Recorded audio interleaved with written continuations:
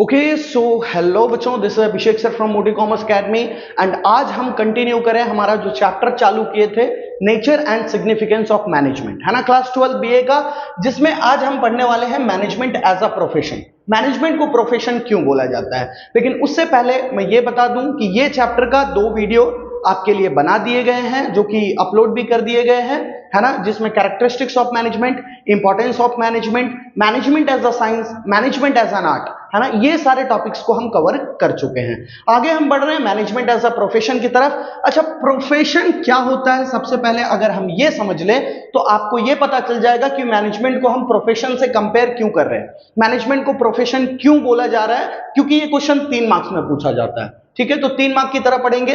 Management as a profession, profession क्या होता है सर, तो किसी भी स्पेसिफिक फील्ड में आपको स्पेशलाइज्ड नॉलेज होना, specialised knowledge in specific field, इसी चीज को हम क्या बोलते हैं, प्रोफेशन। लाइक डॉक्टर, है ना, लॉयर, ये सब कौन होते हैं, प्रोफेशनल्स होते हैं। ठीक है, चलिए इंट्रो के साथ हम शुरू करेंगे। जब भी हम कोई टॉपिक शुरू करते हैं जिसको हमें आंसर बड़े में लिखना रहता है तो उसके लिए हम पहले इंट्रो बताते हैं, और ये आपके नोट्स के तौर पे आप अपने नोटबुक में लिख के चलोगे।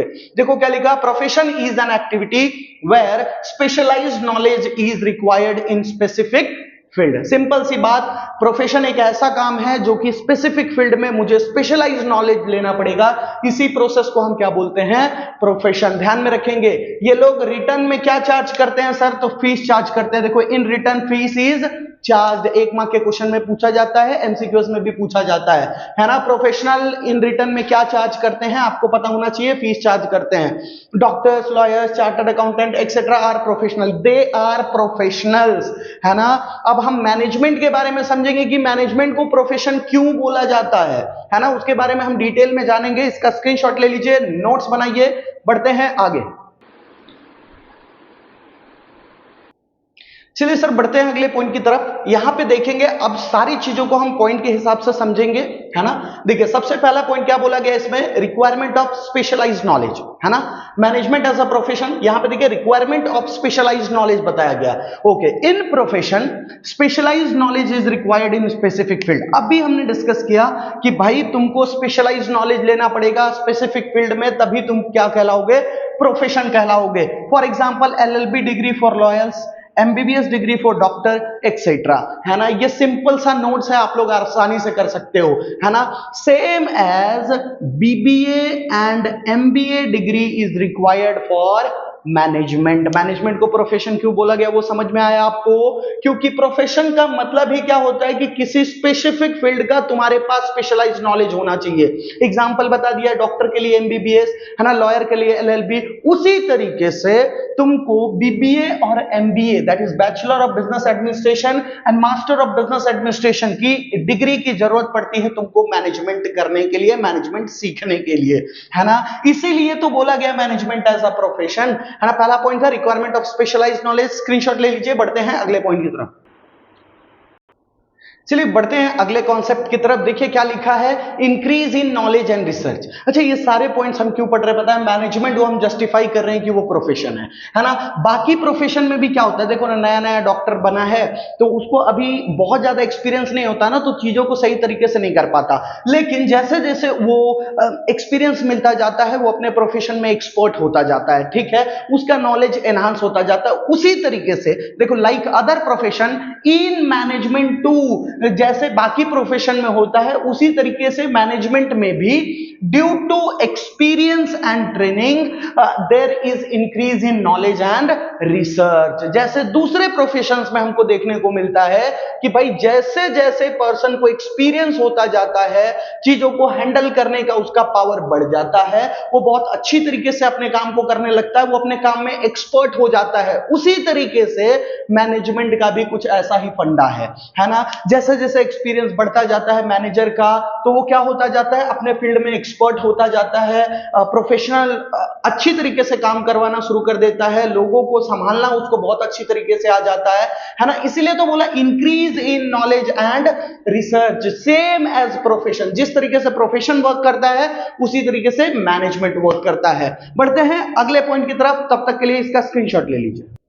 चलिए बढ़ते हैं अगले पॉइंट की तरफ, जहां पे देखने को मिल रहा है आपको प्रोफेशनल एसोसिएशंस। देखिए जितने भी प्रोफेशन वाले हैं ना, जैसे आपने सुना होगा ना सीए वाले लोग के लिए आईसीएआई है ना, एक एसोसिएशन है जो इनका एग्जाम, इनके कोड ऑफ कंडक्ट, वो सारी चीजों पे ध्यान रखता है ना। डॉक्टर्स के लिए एमबीबीएस वालों का एक एसोसिएशन है। उसी तरीके से मैनेजमेंट वालों का एसोसिएशन कौन हैंडल करता है? IIM, Indian Institute of Management. ये है मैनेजमेंट का एसोसिएशन। देखेंगे all professional form their associations, management and has its own association, है ना। हर प्रोफेशन में कैसा होता है कि वो लोग का अपना अपना एक एसोसिएशन होता है, वो लोग अपनी चीजों को मैनेज करने के लिए लोग रखते हैं। उसी तरीके से मैनेजमेंट में भी एक एसोसिएशन है जिसका नाम है IIM, Indian Institute of management, जो कि जितने भी मैनेजमेंट वाले स्टूडेंट है उनको एजुकेशन देने का काम, उनको ट्रेनिंग देने का काम इन्हीं का होता है। समझ में आया? इंडिया में जैसे बहुत सारे आईआईएम कॉलेजेस हैं, है ना, जहां पे आपको मैनेजमेंट के रिगार्डिंग एजुकेशन दिया जाता है। एक मैंने एमबीए का वीडियो बनाया है जिसके अंदर ये जो एसोसिएशन है इसके बारे में मैंने डिस्कशन किया है बहुत डिटेल में, लेकिन आपको सिर्फ फिलहाल यहाँ के नोट्स की जरूरत है। 12 खत्म होने के बाद इसके बारे में आप डिटेल में जानिएगा। ठीक है, बढ़ते हैं अगले पॉइंट की तरफ। चलिए बच्चों बढ़ते हैं अगले पॉइंट की तरफ। देखिए क्या लिखा है, implementation of code of conduct, है ना। Implementation of code of conduct. अच्छा, कोड ऑफ कंडक्ट क्या होता है? कुछ rules and principles, rules and principle. देखो हर कोई जो डॉक्टर काम कर रहा है तो डॉक्टर को कुछ चीज को फॉलो करके चलना पड़ रहा है। अगर सीए है तो सीए को कुछ ना कुछ रूल्स एंड प्रिंसिपल्स को फॉलो करना पड़ता है ना। तो कुछ कोड ऑफ कंडक्ट होते हैं, मतलब कुछ रूल्स एंड रेगुलेशन होता है हर प्रोफेशन में, है ना। और उनके एसोसिएशन डिसाइड करते हैं कि आपको इस तरीके से काम करना है, आपको ये सारे रूल्स को फॉलो करके काम करना है ना, दायरे में रह के काम करना है। इसी को implementation of code of conduct का पॉइंट के व्यू से अपन समझने वाले हैं। मतलब प्रोफेशन में क्या होता है, हर प्रोफेशन में कोड ऑफ कंडक्ट को इंप्लीमेंट करके चलना पड़ता है ना। देखो each of the professional association, जितने भी प्रोफेशनल एसोसिएशन, जैसे सीए वाले कौन है?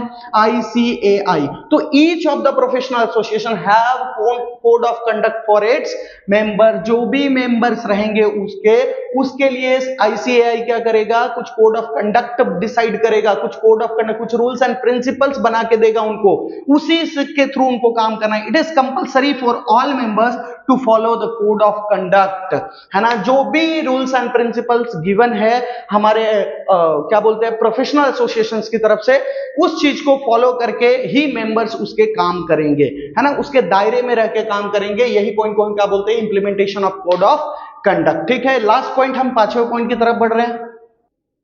चलिए बढ़ते हैं लास्ट पॉइंट की तरफ, मोरल रिस्पॉन्सिबिलिटीज। अच्छा, यहां पे ये चीज समझने की जरूरत है, जो डॉक्टर्स होते हैं, लॉयर्स होते हैं, मैनेजर्स हैं, सीए है, ये लोग देखो एक बहुत ही इंपॉर्टेंट पार्ट होते हैं सोसाइटी के, है ना। इनके पास बहुत सारे लोगों का डिटेल अवेलेबल होता है, तो इनको मोरल रिस्पॉन्सिबिलिटी फॉलो करना बहुत जरूरी है। मान लो डॉक्टर्स अपना अगर मोरल रिस्पॉन्सिबिलिटी नहीं फॉलो करेंगे, क्योंकि कस्टमर थोड़ी देखने जा रहा है कि भाई उसका आपने इलाज किया तो क्या चीज का इलाज किया, वो तो डॉक्टर अपने हिसाब से बता देगा। अगर इंटरनली आपके बॉडी में कोई इलाज किया है तो, है ना, तो वहां पे उसको क्या चीज का ध्यान रखना पड़ता है? मोरल रिस्पॉन्सिबिलिटीज का।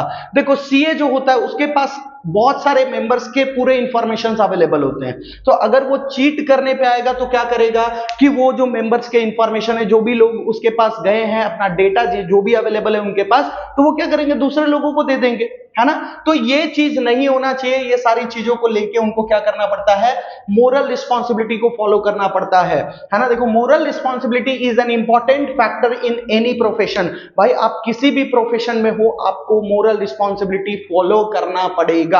किसी का चीज लीक ना करो, है ना, किसी का नुकसान हो ऐसा कोई काम नहीं करना है आपको। ठीक है, professional must be loyal to their profession. जो भी आप काम करते हो उसके रिगार्डिंग आपको लॉयल्टी शो करना पड़ेगा। एग्जांपल देखिए, for example a CA must be loyal to his client. जो भी उसके क्लाइंट है उसके रिगार्डिंग उसको लॉयल रहना पड़ेगा, है ना, धोखा नहीं देना है।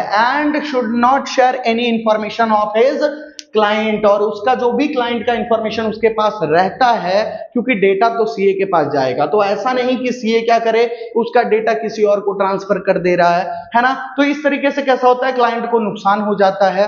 ठीक है, उसी तरीके से मैनेजमेंट एक प्रोफेशन है, तो मैनेजमेंट को भी ये चीज को फॉलो करना पड़ता है, मोरल रिस्पॉन्सिबिलिटी को ध्यान में रख के काम करना पड़ता है, क्योंकि मैनेजमेंट टॉप लेवल पे काम करता है और इसके हाथ में बहुत सारे ऑथोरिटीज होते हैं। अगर गलत डिसीजन लिया तो कंपनी को लॉस होने के चांसेस रहते हैं। ठीक है, ये चैप्टर में, ये टॉपिक में हमने क्या क्या पढ़ा है भाई, हमने पढ़ा कि इसमें स्पेशलाइज्ड नॉलेज की रिक्वायरमेंट होती है ना, और ये मैनेजमेंट में कैसा होता है कि एक्सपीरियंस के साथ आपको नॉलेज, रिसर्च, ये सारी चीजें इंक्रीज होते हुए दिखते हैं। मैनेजमेंट के भी प्रोफेशंस है ना, ये जैसे प्रोफेशनल एसोसिएशन होते हैं प्रोफेशंस के लिए, अदर प्रोफेशन के लिए, उसी तरीके से मैनेजमेंट का भी प्रोफेशनल एसोसिएशन है, दैट इज आईआईएम, है ना, Indian Institute of Management. Then implementation of code of conduct, जो भी प्रोफेशनल काम करते हैं उनको कोड ऑफ कंडक्ट को फॉलो करना पड़ता है। उनके प्रोफेशनल एसोसिएशन ने जो भी कोड ऑफ कंडक्ट बना के दिया है उनके लिए, उसको फॉलो करके चलना पड़ता है। एंड लास्ट पॉइंट था मोरल रिस्पॉन्सिबिलिटी, इनको मोरल रिस्पॉन्सिबिलिटीज को भी ध्यान में रखना रहता है, क्योंकि उनके हाथ में ऑथोरिटी ज्यादा रहता है। अगर वो चाहेंगे तो गलत काम कर सकते हैं, बट उनको ये चीज का ध्यान रखना रहता है कि भाई उनको मोरल रिस्पॉन्सिबिलिटीज को साथ में लेके चलना है। ठीक है, ये था हमारा मैनेजमेंट एज अ प्रोफेशन, जिसके सारे पॉइंट्स का मैंने नोट्स अवेलेबल कराने का ट्राई किया है ना। कल के वीडियो में हम शुरू करेंगे levels of management, top level, middle level, bottom level, वो सारी चीजों के बारे में डिस्कशन करेंगे और उसके फंक्शंस के बारे में डिस्कस करेंगे। ठीक है, चलिए मिलेंगे अगले वीडियो में, तब तक के लिए बाय बाय।